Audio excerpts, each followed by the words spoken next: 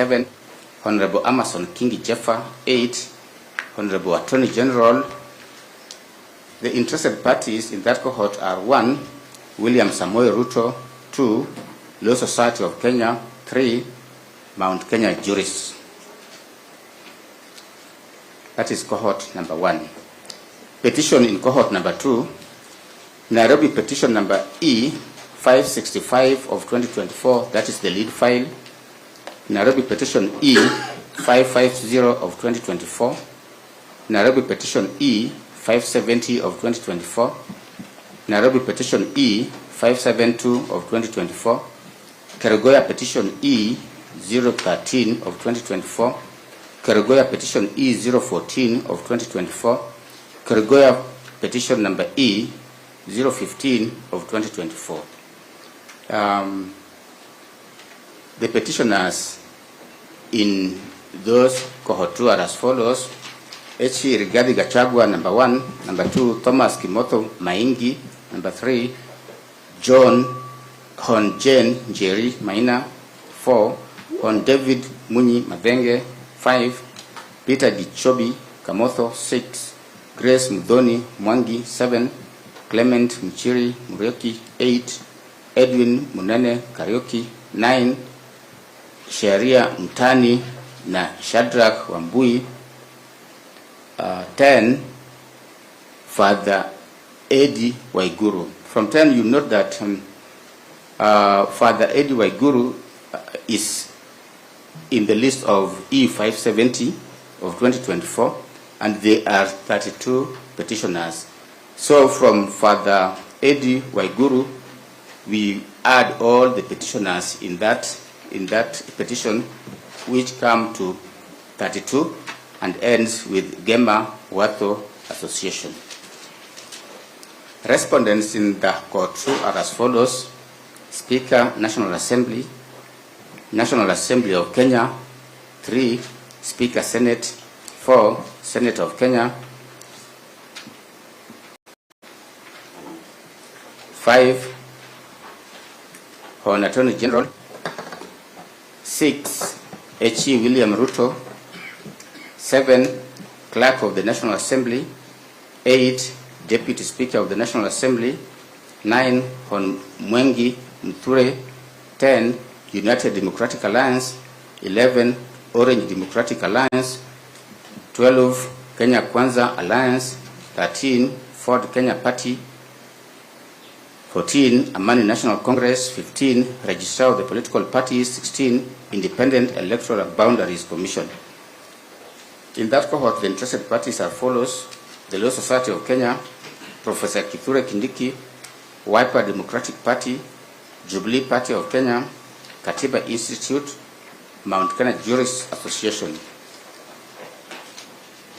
And then lastly, kituo cha sheria.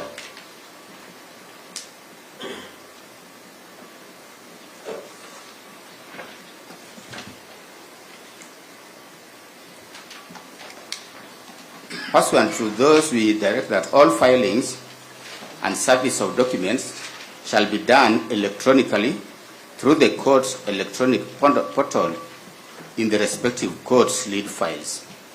Parties shall accordingly ensure that they are duly marked into the system. The Honorable Deputy Registrar of this division shall assist if need be. Any counsel or party appearing in these petitions shall, before the start of any court proceedings, record such appearance in the quorum forms that shall be provided by the court assistants in this bench.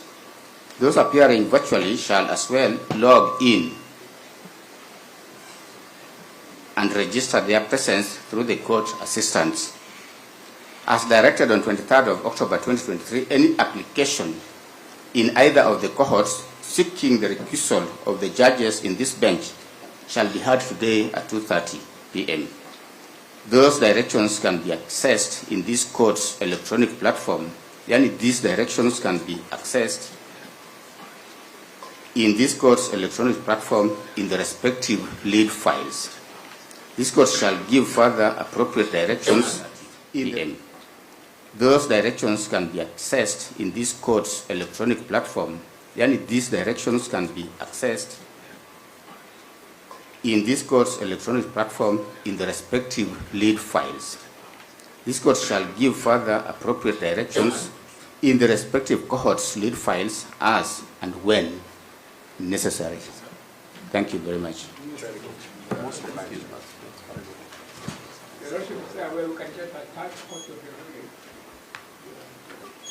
The directions, subject to amendments which have come from you, will amend it and then upload it.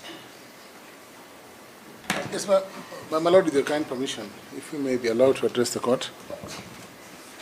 My Lord, we are guided by the directions issued by the court. We, however, have one concern from our side, my lords. My lords, there are interim orders that were issued in Kerugoya, and in our understanding, from our interpretation, once the file was referred to this court, the orders expire today. That's our understanding. And my Lord, we are going to seek the court's guidance on the hearing of our application dated 18th October. Of course, we understand that there's a recusal application today.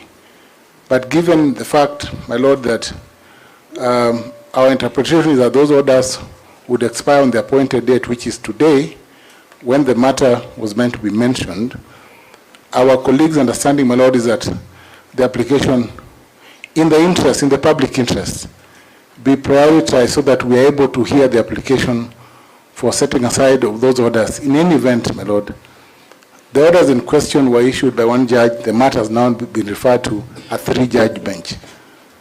And their nature is problematic, as mentioned by the court. And we would pray that in terms of aligning the hearing or scheduling the applications to be heard in cohort 2, that if possible, my lords, we do not want to do anything outside the law. We would request, my lord, that we be heard today if it's possible, because the orders expire today. I think my lord friend Eric Gumbo would just want to add something on that.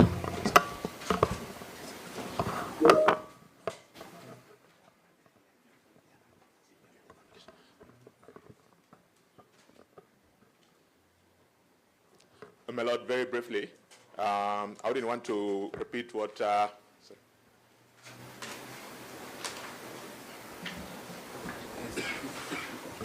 my lord, I just wanted to indicate that I would not want to repeat what learned Senior Counsel Professor Tom Ojenda has indicated, but just for completeness of record, there are 2 applications. There's one by the Honorable the Attorney General and one by the National Assembly dated the 18th of October 2024. We are ready for them as soon as you direct, my lord. My lord, with your kind permission, Daniel Manzo, appearing for the Law Society of Kenya and also for Wiper Democratic Party who are interested parties. My lord, if the orders are to expire today, then that will be at midnight. My lord, the day is not yet over. We have applications in the afternoon. We are also affected by those orders. And my lord, I suggest after the applications today, then we can discuss that matter before the court adjourns. I thank you, my lord. My lord, Kibe Mungai, on behalf of the petitioners, there are 2 issues. You can see the senior, the team leader of Honorable Paul Muite is not with us, Senior Counsel. That is the first thing that we intend we did in the afternoon. And as far as we are concerned, the matter is premature, and the hearing and determination of that applications for the simple reason that the issue and an order had already been made that would be first dealt with by the court after its ruling of yesterday. Was the application for recusal.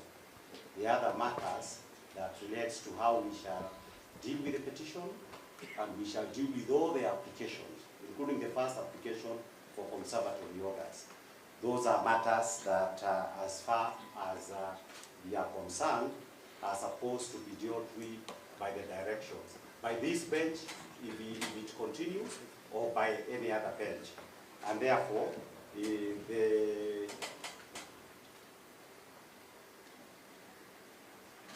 issue, my lord, of a back and forth on what is to be had first, the court has already ruled on that. And I believe we need to stick to that. And I am lamenting that even as we sat here, because we have started a little bit late, there is some work we still needed to do with regard to the applications for the afternoon. So we would like any other businesses that is supposed to be done when, for example, Paul Mute is in the afternoon, it will be done to do the afternoon. But my Lord, on the directions, the actual directions that have been given by the court, there are three things actually that we would like our reactions on behalf of the petitioners. Number one, my Lord, is that in giving these directions, we are understanding that the directions are being made pursuant to the rules of procedure that are applicable. My Lord, under the rules of procedure that are applicable, a lot of the petitions that were filed before last Friday and the ones that were filed even on Friday last week are maturing their last dates for responses. My Lord, as we sit here, we are yet to receive any substantive responses to those petitions, if either cause, from the respondents. And that will have an impact on how soon we can be able to deal with the substantive matters. So, my Lord, I would be expecting that as a further direction, everybody would be required also to comply with the Mutunga rules to the full. My Lord, the second issue is that in all the petitions, the subject matter was the impeachment proceedings. The impeachment proceedings was culminating with the impeachment that was done last Thursday and the facts as they happened on Friday. A lot of these petitions would require some amendment so that they conform with the last petition, so that they are not termed as academic. So that, my Lord, towards that, the petitioners, including in the petitions where I am participating, we have requested formally that we would want 3 days to ensure that any amendments are carried out. And then the respondents will indicate, they have been saying they can do things within a day or two. They will indicate how much time they need to do the responses. Because, my Lord, that would assist in ensuring that whichever bench is going to hear and determine this matter would be able to give final directions, because as we have said, these are interim directions. And number three, in order to be able to determine issues for determination, and these are issues that we deal with when we are doing pre-trial, issues for determinations that are essential in a matter with so many parties, that would require clause of pleadings. And the clause of pleadings means that all the responses must be given. So that, my Lord, as far as today is concerned, I urge you respectfully that the first thing that can ensure we are moving forward is to ensure that the responses, in accordance with the Mutunga rules, will complete that journey. My Lord, if that is done, it is my view that we will be able to make some progress. In the meantime, my Lord, unless there is any other matter, because there was no other matter that was to be dealt with except directions, we would be happy to leave this place as soon as possible so that we are ready in the afternoon. We are most obliged. Just before leaving. I think because I'm on the same side, perhaps so you can have some response on it. Your Lordship, for purposes of clarity and for purposes of not addressing the gallery anymore, permit me to draw the attention of counsel for the Senate to the notice of motion that was filed in respect to the conservatory orders that were granted. The judge sitting in Kiruga, Your Lordship, was categorical that he granted prayer number C. Even as we await senior counsel Paul Mute to come in the afternoon, the wording of those prayers was so explicit that if my good professor had the opportunity of interacting with the document, which I believe he has not, would have come to the conclusion that the orders were drafted in this manner. That pending the hearing and determination,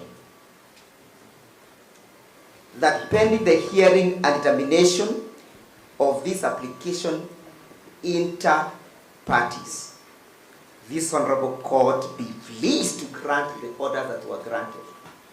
That is therefore to mean, Your Lordship, that question that senior counsel was raising has no sitting in the pleadings before you. Number two, Your Lordship, since we are here for mention and in the afternoon we are coming for the application for recusal, and I have heard the advocates for the respondents insisting on the urgency to hear the application for setting aside, Your Lordship, it is important for the court to note that that application is not predicated on any response. And therefore, if I were them, I would be seeking guidance on how to file their replies. Your Lordship, I hope you are following. Following. He doesn't seem to be following. Why do you say that? But Why do you say that? you leave it, let me leave it at that. Thank you. I think that is, sorry, gentlemen, you cannot talk forever. My Lord, on a very small issue, we do confirm that for His Excellency, the Deputy President, Gachagua'S, as the petitioner, we have not received responses from the respondents. So it is important that first of all we get directions for the filing of responses, because as we speak now, we have not received those responses from the respondents. Then number two, my colleague Senior Kibe has raised issues on filing of responses, so that in 522 we had given an indication that we might require to amend our pleadings, so that before the ruling that was delivered by this bench, there was indication that we might require to amend the pleading. That is in petitions in cohort number 1, so that if the court can grant us leave, within 3 days, those amendments can be done. And thereafter, this can also probably affect in some petitions, cohort number 2. So it is important that we get that particular direction. Finally, my lords, this proceeding, because of the nature, the way they are proceeding, would request that probably we be provided with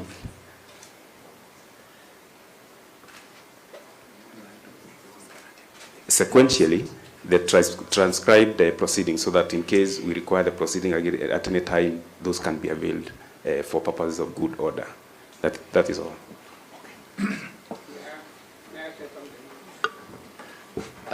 With due respect to counsel, we did not intend to make today this hearing a long hearing. We have been courteous enough. We have read our directions, and I think you should let us wait for proceedings in the afternoon. Sir, I have something to say. Number one, the petitioners cannot approbate and reprobate at the same time. They are calling upon the respondents to file their responses. At the same time, they are seeking leave to amend the petitions. How would petitions that are to be amended be responded to when actually it should be the amendments that should come first and then responses follow? Number two, we brought to the attention of the petitioners that the interim order, one of the interim orders expires today, and the other one is the one we are complaining about, that it is actually aggrieving the respondents and should be set aside, the Gachagua'S order. Therefore, we shall be delving into that as soon as it is practicable. And number three, the reason why we are here and from the day before yesterday is due to the applications that were filed on the 18th of October to set aside the ex parte conservatory orders. Therefore, that urgency cannot be lost or cannot be clouded in whatever else they are saying. It is our position that we should actually proceed and be heard on why those conservatory orders should be set aside. Thank you. And I apologize. We are ready to issues. I do apologize. And I made an application for the court that said that join. My Lord Justice Okola, you are very kind now. You promptly allowed my application. The court that said I was to be joined. And also I was to be joined by my name. You have not mentioned this. If you would be kind enough to In which petition? yeah. In which one? Which Which cohort? this, I'm sorry, I don't have papers in this one. We'll enjoy you. In your own name. Yes, it's my own name. John M.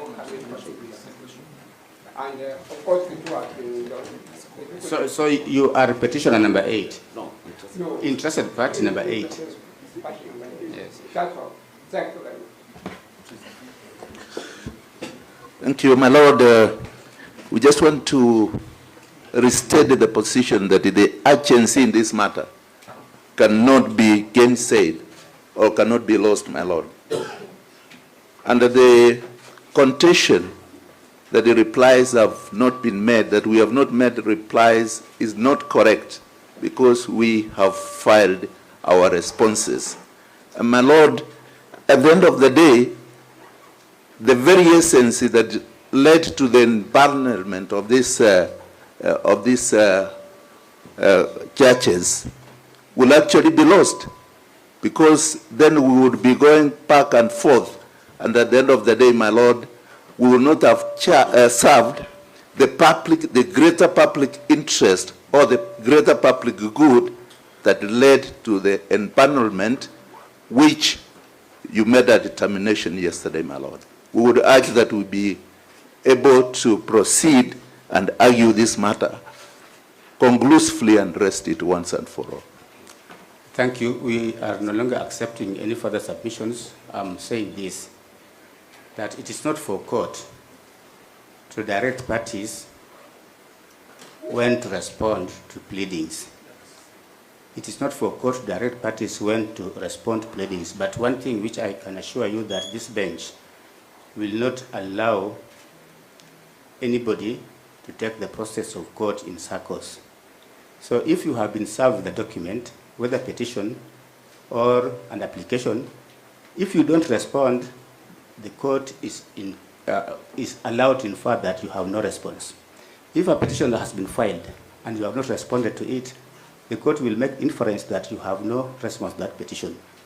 And by the very nature of these proceedings, we all acknowledge that they are public interest proceedings.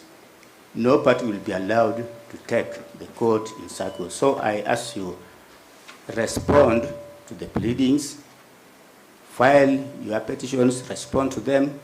Don't come and ask for leave in a manner to suggest that you want to take this court in circles. We meet at 2:30.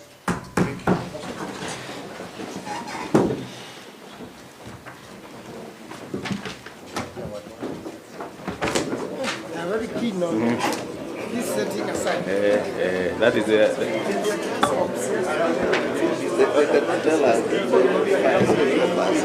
We wanted the application out. Today we will fight that extension.